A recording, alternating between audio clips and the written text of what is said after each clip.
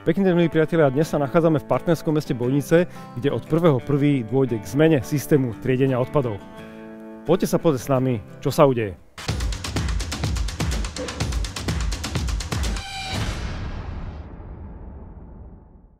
Aktuálne sa v meste Bojnice triedený zber zbiera tak, že do červených kontajnerov sa zbierajú spoločne nápojové kartóny ľudovo tetrapaky, spoločne teda s kovovými obálmi, ako sú konzervy alebo nezálohované plechovky a podobne.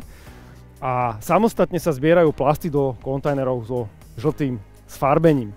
Od 1.1.2023 dojde k zmene a podobne ako na iných lokalitách po celom Slovensku, aj v meste Bojnice prejdeme na tzv. Trojkombináciu, kedy sa budú všetky tieto tri spomenuté komodity, zopakujem, plasty, nápojové kartóny a kovové obaly zbierať do jedného kontajnera.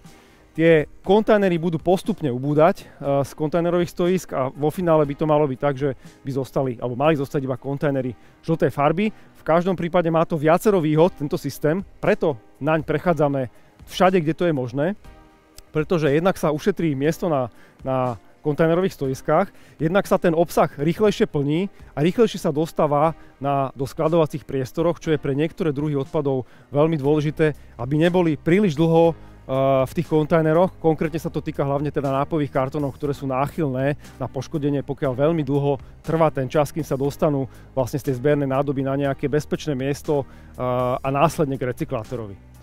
Takže táto tzv. Trojkombinácia je veľmi výhodná aj z ekonomického hľadiska a predstavuje určitú úsporu finančných prostriedkov aj pre zberové spoločnosti. Čo musí následovať po vytriedení troch komodít do jedného kontajnera je dotriedenie na dotrieďovacej linke.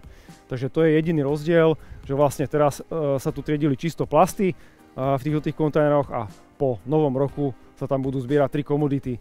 Ako som už spomínal, tento systém meníme všade, kde to je možné.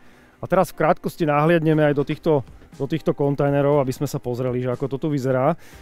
Aktuálne sa do červených kontajnerov zbierajú, ako som už spomínal, nápojové kartóny a kovové obaly. Vidíme, že tie kovové obaly už momentálne sú tu v prevahe, hlavne teda rôzne druhy konzerv, ale vidíme sem tam aj plechovky, ktoré patria po správnosti späť do zálohového systému. Konkrétne táto má na druhej strane označenie Z. Nevidno to teraz na kamere, ale táto plechovka od piva určite rozhodne patrí do zálohového systému. Aby zálohový systém fungoval dobre a podľa očakávaní alebo tých cieľov, tak je dôležité, aby čo najviac tých zálohovaných obalov končilo u správcu záloh, a to teda v niektorej z predajní, buď v automate alebo pri ručnom zbere. No, a toto je teda kontajner na plasty, kde sa momentálne zbierajú iba plasty. Vidíme, že to na prvý pohľad nevyzerá vôbec zle. Pozrieme túto fľašu, či má označenie Z, ale nemá. Hej.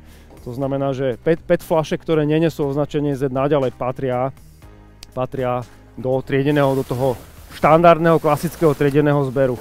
Tam vidíme dole nejaký papier. Ten samozrejme nepatrí do tohto kontajnera, ale inak, tak na prvý pohľad to tu vyzerá celkom dobre. Takáto PET fľaša takisto nie je súčasťou zálohového systému od mliečnych výrobkov.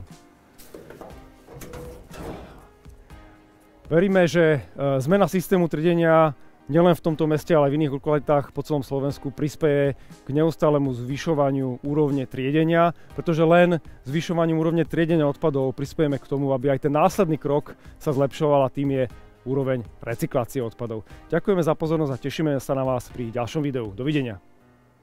A pozor, zmena systému triedenia na tzv. Trojkombináciu sa týka nielen kontajnerového zberu, ale aj zberu vrecového.